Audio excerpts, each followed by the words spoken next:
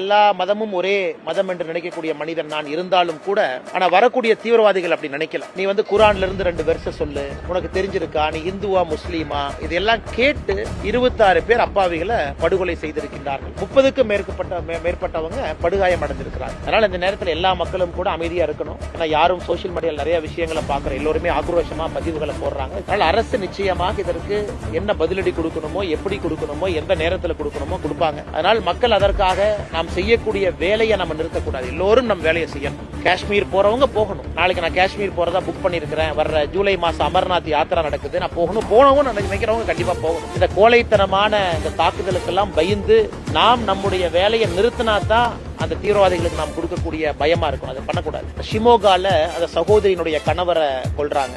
அந்த சகோதரி இன்னைக்கு பேட்டி என்ன கொடுத்திருக்காங்கன்னா, கொன்னுட்டு அவங்க கேட்கறாங்க, கணவரை கொன்னுட்ட என்னையும் கொன்று, என் பையனையும் கொன்று, எங்களையே உயிரோட விட்டு வைக்கிறேன். அதுக்கு அந்த தீவிரவாதி சொல்றா, இல்ல மோடி